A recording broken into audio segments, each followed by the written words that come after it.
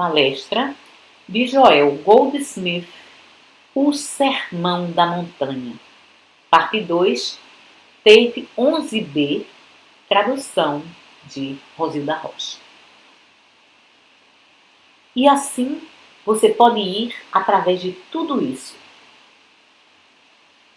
Se saudais somente a vossos irmãos, o que fazeis mais do que os outros?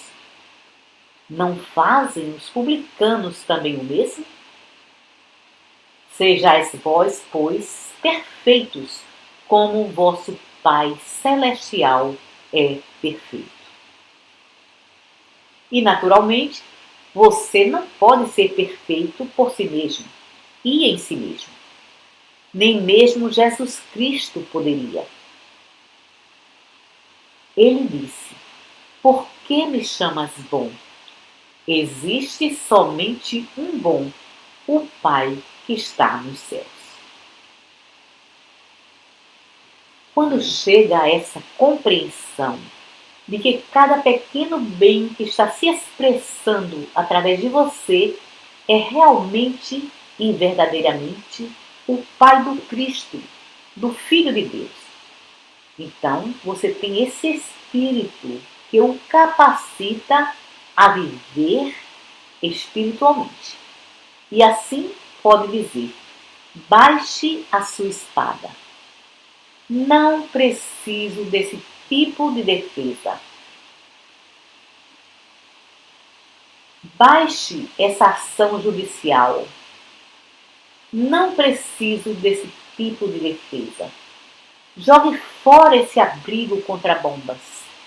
Não preciso desse tipo de defesa. Eu vivo, me movo e tenho o meu ser. Não em abrigos contra bombas. Não por ficar atrás de barricadas. Eu vivo, me movo e tenho o meu ser em Deus. Viver em Deus significa cumprir o sermão da montanha no seu sentido mais elevado.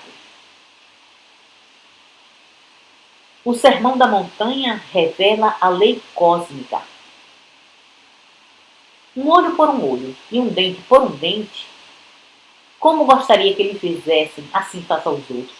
Todas essas coisas estão de acordo com o que pode fazer humanamente. Mas quando se trata do viver espiritual, viver no Cristo, você está acima da lei cósmica. Você está acima da lei de causa e efeito. Porém, somente quando abandona as armas do mundo. Somente quando aprende que não vive de pão somente. Que vive por cada palavra que procede da boca de Deus. Você vê, existem tantas coisas no ensinamento do Mestre. Não vivemos de pão somente, mas por cada palavra. Esse é o viver espiritual. Esse é o viver espiritual quando você não está mais pensando em comida, ou dinheiro, ou clima, ou sobre qualquer forma de efeito como constituindo seu modo de vida. Mas quando compreende que sua vida é realmente sustentada pela palavra de Deus, o pão da vida, a substância da vida, não o pão da padaria. O pão da vida é a palavra espiritual de Deus que você mantém em sua consciência. À medida em que habitar na palavra espiritual de Deus, à medida em que deixar a palavra espiritual de Deus habitar em você, sempre haverá comida em abundância. Deus pode colocar uma mesa no deserto para você. Os corvos podem lhe trazer comida. Você pode acordar e encontrar bolos assados nas pedras. Não há dúvida sobre isso, quando está vivendo por, na e através da palavra de Deus e deixando a palavra habitar em você sem recorrer aos modos ou meios humanos. E assim você vê, o viver espiritual significa viver por um princípio invisível da vida. Viver por e através de um poder e uma presença invisível, sem dependência alguma da cena humana, nenhuma dependência de seres humanos, nenhuma dependência de investimentos humanos ou posições humanas. Não é necessário jogá-los fora. Porém, compreender que são as coisas acrescentadas em nossas vidas, são parte da manifestação da graça de Deus. Porém, não deve ter preocupação ou medo algum de que eles sejam tirados. Não ter medo algum de que, de alguma forma, possam ser consumidos. Por quê? Porque nada real jamais desapareceu. A palavra de Deus, que é o pão da vida, existe em sua infinidade e existe dentro de você e vai começar a aparecer na proporção de sua confiança na mesma. O viver espiritual, então, significa, ou vamos dizer, abordagem ao viver espiritual é através do nosso viver diário na palavra espiritual. Pelas palavras da Bíblia ou da literatura espiritual, por comungar com aqueles que estão no caminho espiritual. E não quero dizer simplesmente sair por aí e ter café da manhã, almoço e jantar com eles. Não quero dizer viver uma vida social com eles. Quero dizer estar com eles realmente pelo propósito de comungar espiritualmente, ou falar sobre coisas espirituais, ou ler ou ouvir coisas espirituais juntos. Viver numa atmosfera espiritual.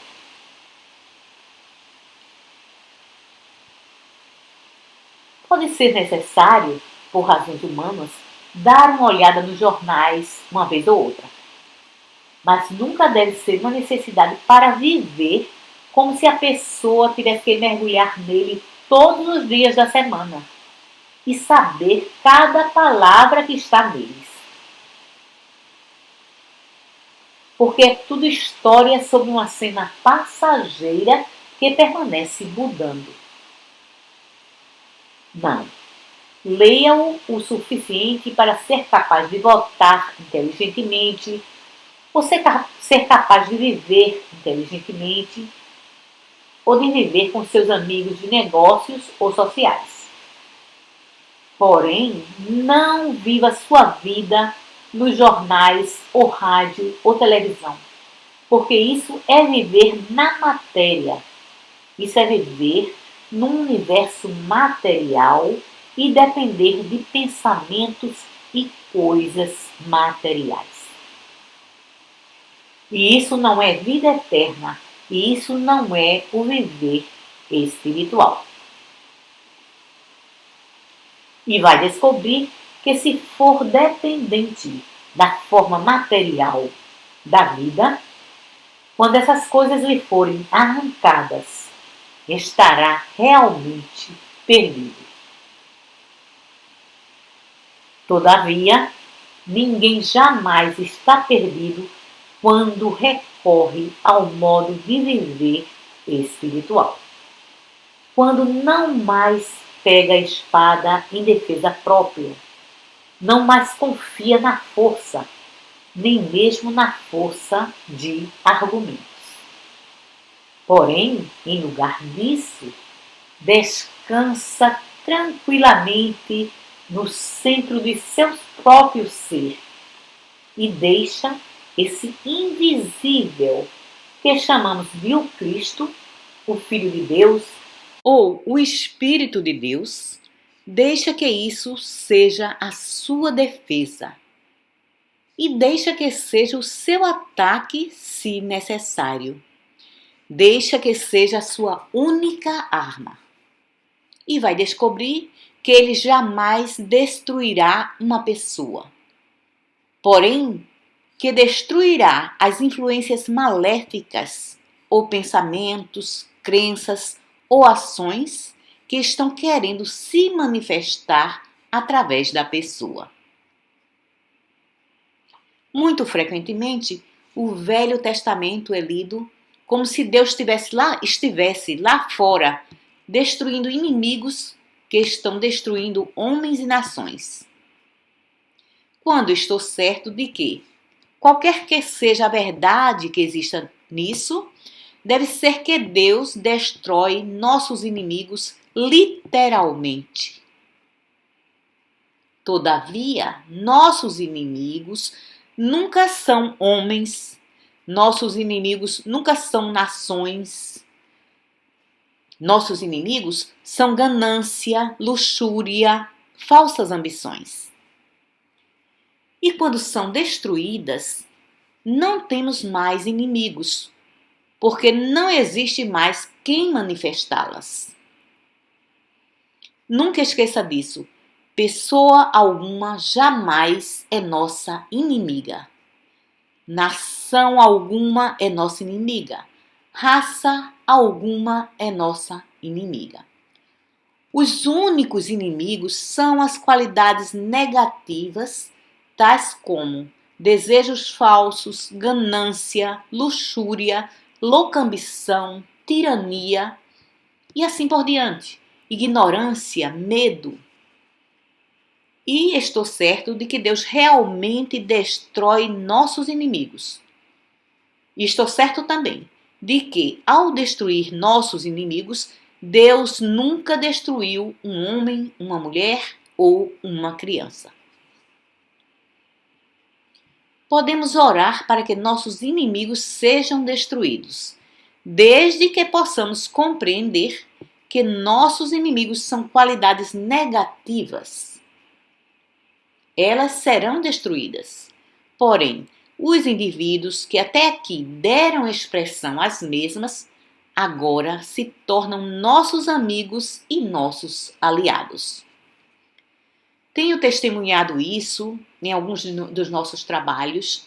Tenho visto como realmente tem acontecido que homens e mulheres que eram inimigos uns dos outros se tornaram amigos. Mas o inimigo foi destruído.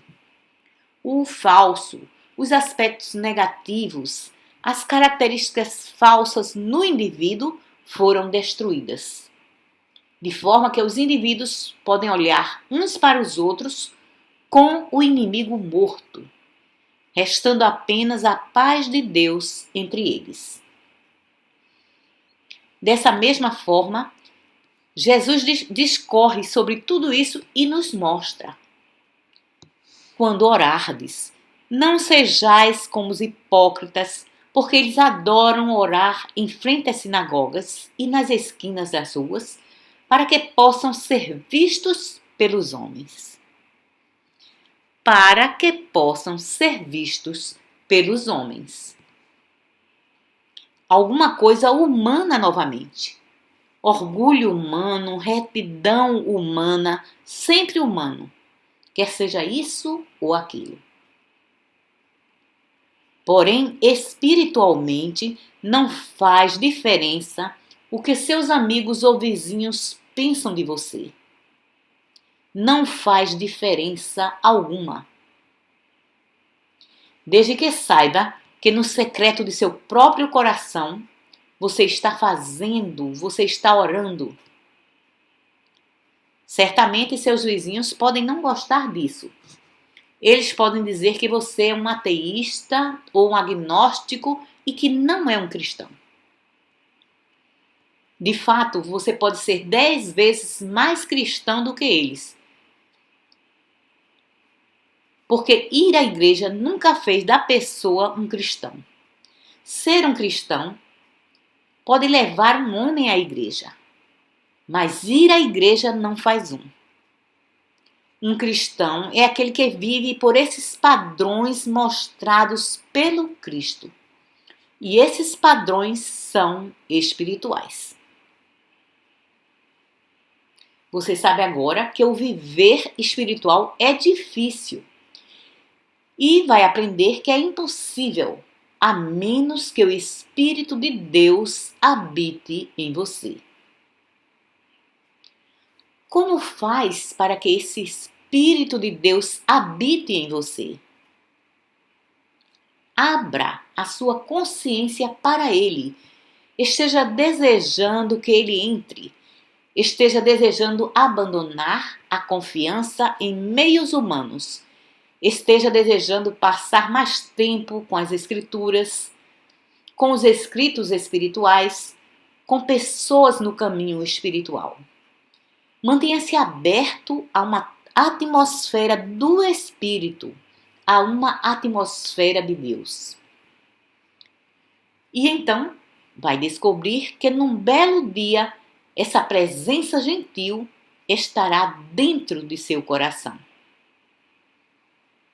Assim saberá quão fácil é não lutar contra os homens, não odiar os homens, nem mesmo sequer querer se vingar ou ser vingado. Bem, assim é com o nosso viver espiritual. E agora chegamos à cura espiritual. Irá notar em toda a literatura do caminho infinito que um bocado de estresse é colocado sobre um assunto muito desagradável para muitas pessoas. No começo, quando elas ainda não entendem ao que o mesmo se refere. E o assunto é a natureza do erro. Agora, você pode ser capaz de curar psicologicamente sem saber coisa alguma sobre a natureza do erro. E pode ter algumas curas através de uma fé cega, ignorante, sem saber coisa alguma sobre a natureza do erro. Porém, não será um curador espiritual sem ter conhecimento sobre a natureza do erro. É uma impossibilidade absoluta ser um curador espiritual sem conhecer a verdade. Qualquer cura que é alcançada sem o conhecimento da verdade não é uma cura espiritual. Como já disse antes, existem muitas formas de cura hoje que são chamadas de cura espiritual e que não têm absolutamente nenhum relacionamento com a cura espiritual de forma alguma. Elas estão simplesmente agrupadas debaixo desse título. E essas são algumas delas: curas psicológicas, curas psicossomáticas, cura pela fé mental, curas evangelísticas. Elas estão muito distantes da cura espiritual. A cura espiritual tem a ver com curas que acontecem através do conhecimento da verdade. Agora, o que é a verdade? Quando começa a investigar sobre esse assunto do que é a verdade, você tem 1 milhão de respostas diferentes, nenhuma das quais é correta, exceto correta relativamente, até você chegar ao que é chamado de verdade absoluta e ser capaz de dizer: eu sou. Quando chega a essa declaração, você está no ponto absoluto da revelação espiritual. O que é a verdade? Eu sou. Existe alguma outra verdade senão que eu sou? Não, não pode haver. porque existe somente uma verdade, existe somente um eu sou. Então, essa deve ser a única verdade e toda a verdade. Eu sou. Agora, se pudermos nos elevar ao ponto da demonstração espiritual que deve ter sido alcançada por Moisés, quando essa revelação lhe chegou, talvez não fosse necessário ir além do conhecimento da verdade do que simplesmente isso. Mas, infelizmente, para todos nós, a declaração intelectual de que eu sou a verdade não faz com que assim seja e não nos capacita a demonstrá-la. Nunca acredite, nem por um momento, que porque pode dizer ou pensar eu sou a verdade, que isso vai lhe trazer qualquer cura. Vai trazer qualquer cura à sua experiência, porque não vai. E nem mesmo muitas repetições disso lhe trarão a cura. A razão é que a cura não surge com uma declaração intelectual de que eu sou a verdade, mas com uma percepção espiritual ou uma convicção intuitiva da mesma. E isso somente surge pela graça de Deus, não por ler num livro e repeti-la. É verdade. Na realidade, é verdade. Eu sou a verdade, exceto que não é verdade quando digo isso. Agora, escute isso muito bem. Se digo eu sou a verdade, não é verdade. Se eu ouvir essas palavras em meus ouvidos, como Moisés ouviu, então é a verdade e a cura é instantânea. Você pode ressuscitar o morto se puder ficar junto ao túmulo e ouvir as palavras em seus ouvidos. Eu sou a verdade. Se a pequena e serena voz lhe disser, tu és meu filho amado, em que eu me regozijo. Tu és o Cristo de Deus, tu és a minha imagem e semelhança espiritual. Eu sou o que sou. A qualquer tempo em que ouvir tais palavras em seus ouvidos, a cura espiritual está acontecendo. Por quê? Porque não é você quem está realizando. Não é você quem está realizando a cura de forma alguma. Você é apenas o instrumento através do qual a cura acontece. Se viver numa consciência espiritual elevada o suficiente,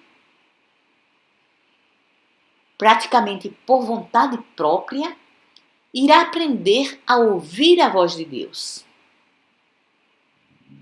De fato, em nosso trabalho na mensagem do caminho infinito, nosso ensinamento nos leva a esse exato ponto, onde aprendemos a não acreditar em nenhuma declaração da verdade que possa ser lida num livro ou falada pelo homem.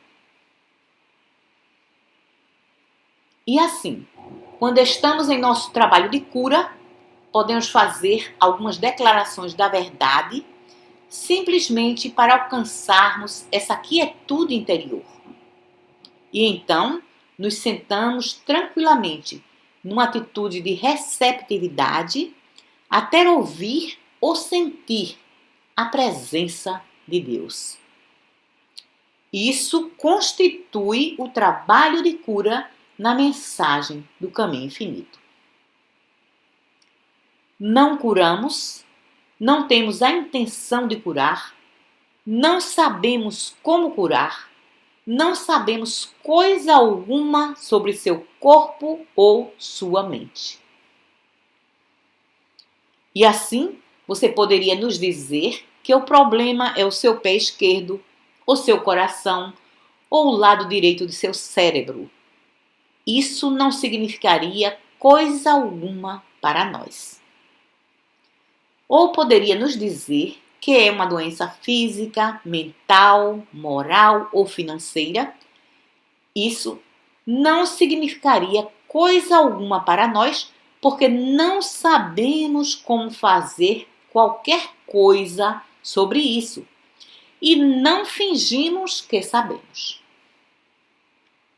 Quando você pede ajuda, nós realmente sabemos como nos aquietar internamente, como nos assegurar e nos reassegurar sobre as promessas das Escrituras, de que a palavra de Deus está mais perto de nós do que nossa própria respiração e mais perto do que mãos e pés. E de que, se simplesmente nos aquietarmos internamente, ela irá fazer soar a sua voz.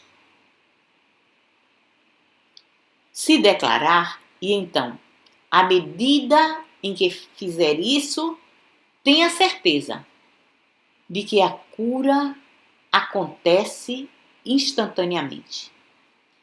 Mas acontece não porque sabemos qualquer coisa sobre cura, mas porque sabemos como ficar quietos o suficiente para deixar a presença e o poder de Deus se manifestar e fazer soar a sua voz.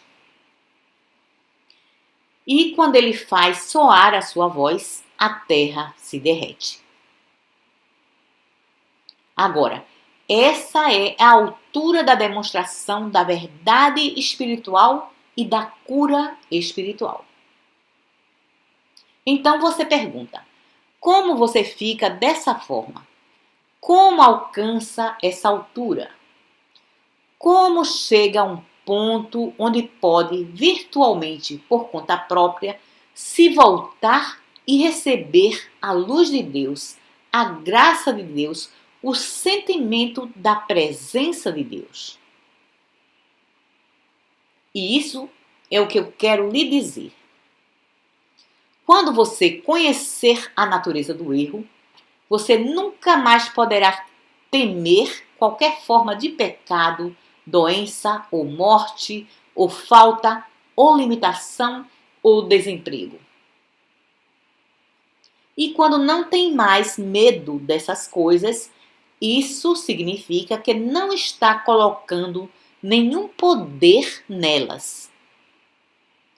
Quando não está colocando nenhum poder nelas, está na mesma posição do hebreu que disse: eles têm apenas braços de carne, nada. Ou está na mesma posição de Jesus Cristo quando disse: o que te impede? Toma tua cama e anda. Ou a Pilatos: tu não terias poder algum sobre mim. Ou baixe a sua espada. Não preciso desse tipo de defesa. Em outras palavras, você alcança a consciência do Cristo quando chega a um lugar onde não mais odeia, teme ou ama o erro em qualquer forma. Como você alcança isso? Você alcança isso por saber o que está enfrentando. E agora aqui está. Escute bem e o pratique. No primeiro capítulo de Gênesis, você lê sobre a criação. Quando digo criação, quero dizer a criação de Deus. E você vai ler como a criação de Deus é espiritual e como é perfeita.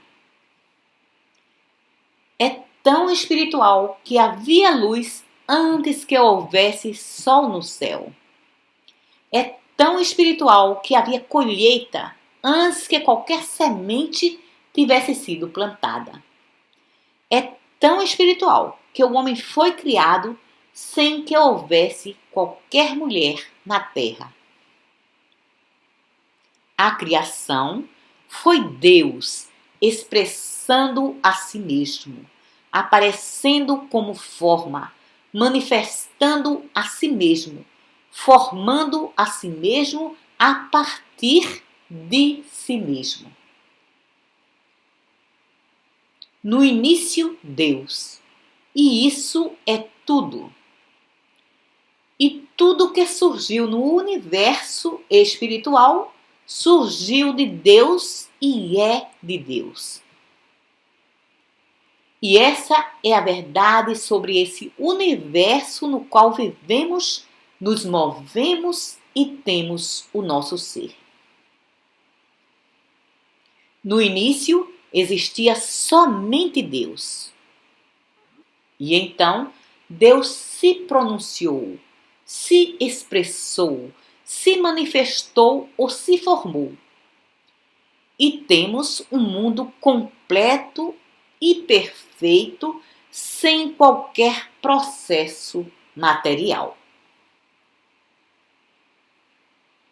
Agora, nesse mundo que foi chamado Éden, o universo perfeito, o Éden, nesse universo perfeito estava Adão e Eva, e eles eram perfeitos, e o universo era perfeito, e tudo era espiritual, completo, harmonioso. Nenhuma nota errada entrou nesse maravilhoso jardim do Éden. Até que alguma coisa aconteceu. Agora, não seja enganado pelo que pensa que aconteceu, porque não aconteceu dessa forma. Somente uma coisa aconteceu naquele jardim e que nos faz estar reunidos aqui como estudantes da verdade. Descobrir o que pode nos levar de volta àquele jardim. E isso foi o que aconteceu. Surgiu uma crença no bem e no mal. Isso foi tudo o que aconteceu. Isso foi o que jogou Adão e Eva para fora do Éden. Isso acabou com a nossa harmonia. Isso acabou com a nossa paz. Isso acabou com a nossa saúde. Isso foi tudo o que aconteceu. O conhecimento do bem e do mal veio à expressão e com isso toda a harmonia acabou. E agora, o que descobrimos? Que Adão e Eva estavam nus, mas não sabiam. E agora, de repente, Adão descobre que estava nu. A voz disse: "Quem te disse que estavas nu? Quem te disse?" Porque você está diferente agora do que estava antes. E realmente que diferença faz se está nu? Você estava antes e isso não o incomodava. Ah, você vê agora é diferente. Agora acredito em dois poderes, o bem e o mal. E algumas coisas são rotuladas de boas e algumas coisas são rotuladas de más. E a nudez é rotulada como má. Por quê? Por quê? Tente pensar sobre uma boa razão em sua própria mente Por que a nudez deve ser considerada má? Ninguém tem segredos de ninguém. Por que é má? Somente porque pensar fez com que assim fosse. Somente porque uma crença no mal agora se espalhou em nosso pensamento. E observe o milagre que é descobrir que tudo o que você está sempre enfrentando, quando tem alguma coisa ou alguém para curar, você está enfrentando uma crença no bem e no mal. Se conhecesse a verdade, saberia disso. No mundo criado por Deus, não pode existir coisa alguma má. No mundo criado por Deus, estamos no Éden. Não existe nudez, não existe pecado, não existe doença, não existe discórdia. Mas não pode demonstrar isso desde que acredite no mal. E aqui está o porquê alguém chega até você e diz que tem uma dor de cabeça e realmente acredita que tem. E se você concorda com ela, nenhuma cura acontece. Se você compreender que a única razão porque não estamos no jardim do Éden é porque acreditamos num poder separado de Deus, internamente você vai poder dizer: você tem uma dor de cabeça. Bem, e daí? Da mesma forma que diria para Adão: você está nu? Bem, e daí? Você estava nu antes e isso não feria coisa alguma. E assim será capaz de enfrentar qualquer forma de discórdia se puder abandonar esse conhecimento do bem e do mal. Se puder abandonar a crença universal que nos tornou no homem caído, a raça caída. Abandone-a e reconheça que não existe o bem e o mal. Se existe um Deus, não existe o bem e não existe o mal. Existe somente o Espírito, o Éden, harmonia, perfeição. Vamos parar por enquanto. Muito obrigada.